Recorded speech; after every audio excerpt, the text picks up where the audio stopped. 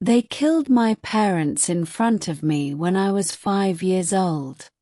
And for 20 years, I chopped wood for the man who did it. I didn't know. That's the part that destroys me even now, when I think about it in the quiet hours before dawn. I didn't know that the man who stole a kingdom was living as a king. I didn't know that the blood on his hands had been scrubbed clean by lies and power and the silence of frightened men. I didn't know that I, a woodcutter's son, a nobody, a fugitive running from a landlord's grudge, was the true heir to everything he had taken. My name is Aditya. And this is the story of how fate doesn't forget. How justice doesn't die just because the powerful bury it. How a man can spend 20 years sleeping in the dirt, not knowing he was born to sit on a throne. I grew up in a village where nobody had very much, and everyone made do with what little they had.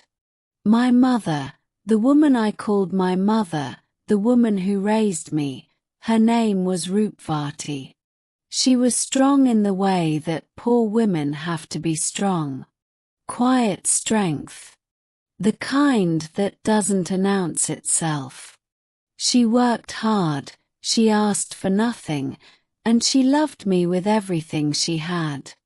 She always told me to stay out of other people's business. The village has enough trouble, Aditya. Don't go looking for more. I never listened. I couldn't. Injustice made something rise in my chest that I couldn't push down. It felt physical, like a hand squeezing around my heart whenever I watched the powerful hurt the weak and call it normal. So when the landlord, a cruel, barrel-chested man named Dharampal, started bleeding old Sukhia dry with interest rates that were designed never to be repaid, I stepped between them.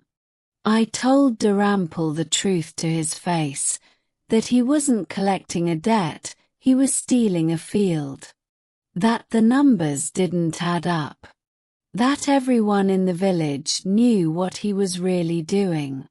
He smiled at me. That should have told me everything. You're a woodcutter, he said. Know your place. My axe doesn't just cut wood, I told him. It can cut through cruelty too. I walked away feeling righteous. I didn't yet understand that righteousness, without power behind it, is just a target painted on your back. The next morning, soldiers came. My mother found me before they did, barely. She ran to me with terror in her eyes, grabbing my arm, begging me to run. Dharampal had gone straight to the king. He had friends at the palace, deep and old friendships built on shared corruption, and he had used every one of them. Run, Aditya. Please. If they catch you, you'll rot in a dungeon your whole life. I haven't done anything wrong. It doesn't matter. And there it was, the first great lesson of my life. It doesn't matter if you're right. What matters is who has the power to decide what right means. I ran. I hated myself for running. But I ran. I ran until the village was gone, until the road was gone, until there was nothing around me but trees and silence and the sound of my own breathing. I ran until my legs gave out at the edge of a forest pond, and I collapsed there in the mud, hungry and alone and furious. That's where the old man found me. He came out of a small hut near the pond. Ancient, white-haired, with eyes that had seen too many things to be surprised by anything. He stood over me and studied me the way a jeweler studies a stone, looking for something beneath the surface. "What's your name, son?" "Aditya." He looked at my hands. Not my face, my hands. His expression shifted. Something moved behind his eyes. "You're a prince," he said quietly. I laughed. The exhausted, hollow laugh of someone who has nothing left to lose. "I'm a woodcutter. Running from a landlord. A prince of absolutely nothing." He didn't argue with me. He just nodded slowly and said, "Stay as long as you need." I didn't understand what he had seen in my hands. Not yet. She came the next afternoon. Alone, walking through the trees with the kind of careful sadness that belongs to people who have been carrying a wound for a very long time. Her name was Chandralekha, and she was the most beautiful person I had ever seen, not in the way paintings are beautiful, but in the way that a person is beautiful when something real and deep is written on their face. A wolf stepped out of the bushes before I could even speak to her. Large, yellow-eyed, hackles up. She stumbled backward, and without thinking I moved between them. I looked at the wolf the way I had always looked at animals since I was a child, steadily, without fear, making slow and deliberate gestures with my hands. The wolf sat down. Chandralekha stared at me like I had done something impossible. "How did you do that?" "I've always been able to. I don't know why." She told me who she was. The king's daughter. And when I asked her why a princess was sitting alone in the forest looking like someone had taken everything worth having from her life, she told me something that broke my heart a little. Her father had declared she would never marry. Not because he didn't love her, but because a royal astrologer had read her palm and said that her future husband would be the death of King Veer Singh. So the king had decided, in his infinite cowardice, to sacrifice his daughter's entire life to protect his own. She would grow old alone. She would never have a family of her own. She would be the price paid for a king's fear. "The astrologer might be wrong," I said. She looked at me with eyes that had stopped expecting comfort. "And if he's right? Then your fate was written before you were born. Who among us can run from that?" She was quiet for a long time. Then she smiled, small and real, the kind that appears when someone is surprised by a moment of unexpected peace. She came back the next day. And the day after that. And the day after that. Love doesn't announce itself. It doesn't arrive with thunder or ceremony. It grows quietly, the way roots grow underground, invisible, but becoming something that nothing can pull up without tearing the whole earth apart. I knew I loved her when I started dreading evenings. Not because anything bad happened at evening, but because evening meant she would leave and morning felt very far away. She told me one day that she couldn't live without me anymore. I told her the same thing. Then we sat in silence for a while, both of us understanding that this was either the beginning of everything or the beginning of catastrophe, and neither of us quite knowing which. "Let me speak to your father," I said. "I'll face him. I'll prove my innocence about the landlord. I'll tell him what Dharampal is doing to the village."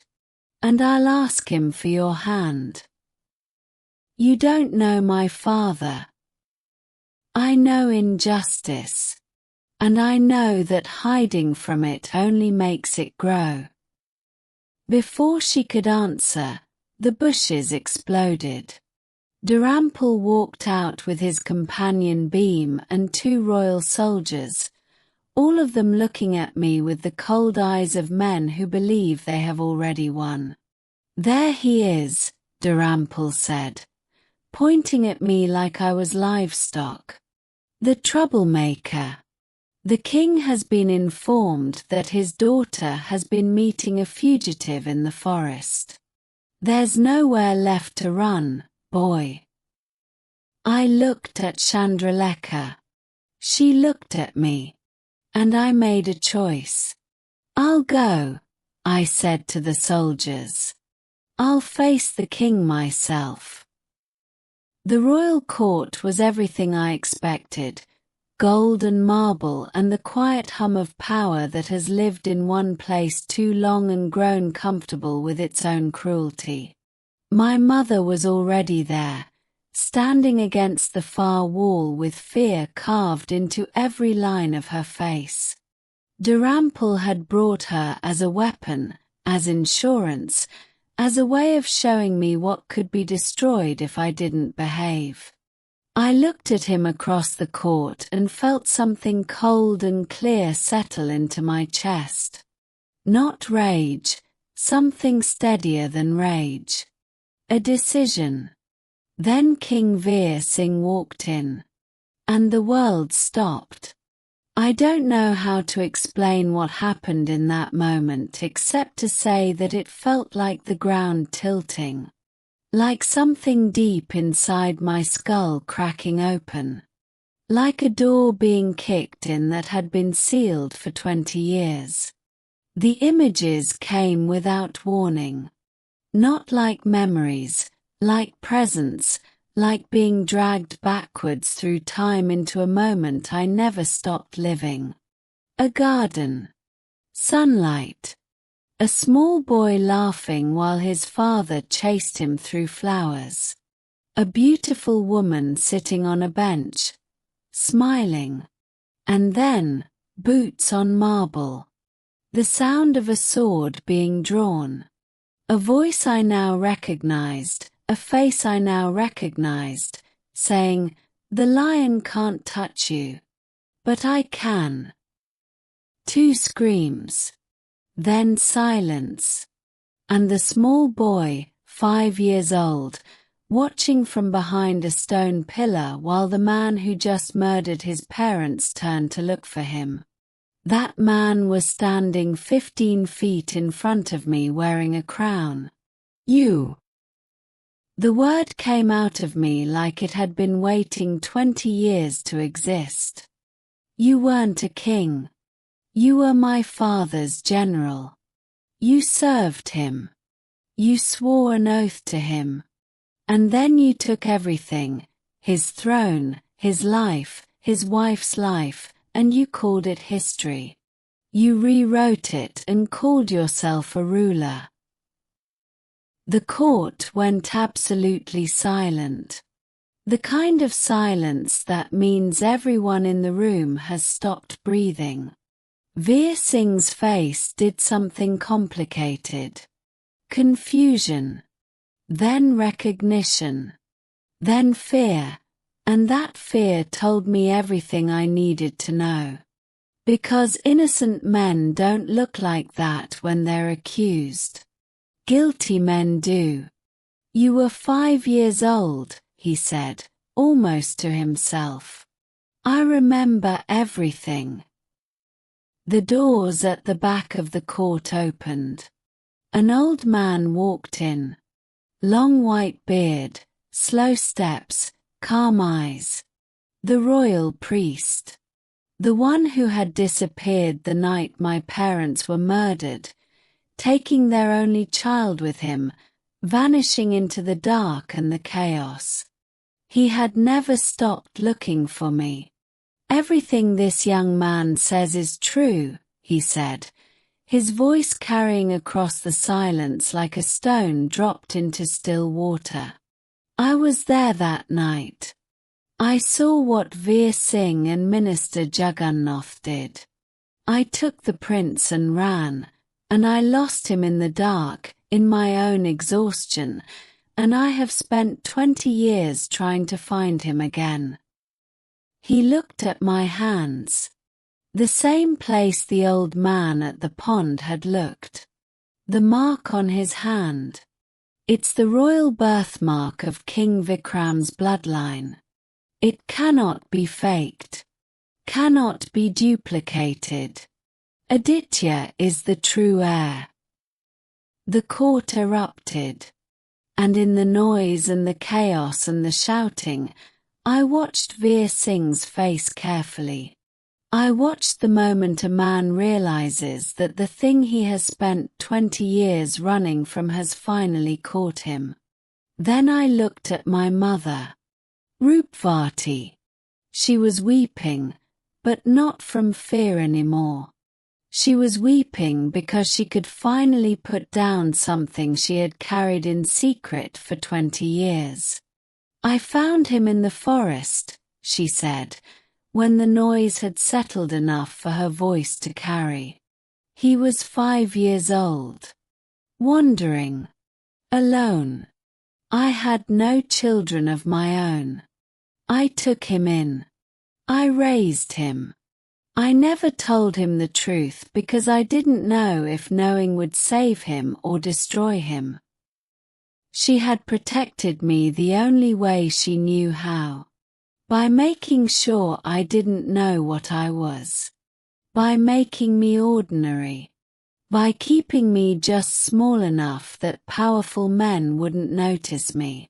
She had loved me the way a woman loves something precious and fragile, by hiding it from the world. What happened next was swift and clean in the way that justice sometimes is, when it finally arrives after a very long delay. Veer Singh and Minister Jagannath fell by my sword. I won't linger on that moment. Some things that need to happen are not things that need to be celebrated. They had taken everything from me. They had taken 20 years of my life, my title, my family, my history, my name. They had replaced it all with struggle and poverty and the constant low hum of someone who doesn't know why they feel like they don't belong anywhere. I gave them exactly what their choices had earned them. Nothing more. Nothing less. The landlord Dharampal and his companion Beam I sent to the dungeon. Their crimes against the village, the illegal interest, the stolen fields, the broken families, all of it would be heard and judged in open court. Every person they had wronged would have a voice. Every debt they had manufactured would be cancelled. I made sure of that before the sun set on the first day. Then I turned to Chandralekha. She was standing in the middle of the court with tears running quietly down her face. Not from grief. From something more complicated. The strange, disorienting feeling of watching a prophecy fulfill itself in a way you never expected. The astrologer had said her husband would be the death of the king. And he was right. Just not in the way her father had understood it. Her father had thought it meant murder committed by a stranger. He had never considered that it might mean justice delivered by the rightful heir. That the man destined to end his reign was already connected to his daughter by something older and deeper than either of them knew. "I'm sorry," I told her. "For what you watched. For what you lost today." She shook her head. He made his choices long before I was born. His ending was his own. "Are you all right?" She thought about it. Really thought about it, the way she always did, carefully, honestly, without performing an emotion she didn't feel. Ask me again in a year, she said. And then, very quietly, she almost smiled. We were married that same evening. Not with ceremony or spectacle. Just the two of us, the royal priest, and the understanding that some things are meant to be and that the universe had gone to extraordinary lengths to make sure we found each other. My mother stood beside me. The woman who found a lost 5-year-old in a dark forest and decided, without hesitation, to love him as her own. I looked at her during the ceremony and understood something I hadn't fully understood before, that family is not always about blood. Sometimes it is about who shows up in the dark and stays. The kingdom had a new king. The word spread through the streets quickly, the way truth always spreads when it has been suppressed for a long time, fast, and with a kind of desperate relief, like air rushing into a room that has been sealed too long. People came out of their homes. They gathered in the squares.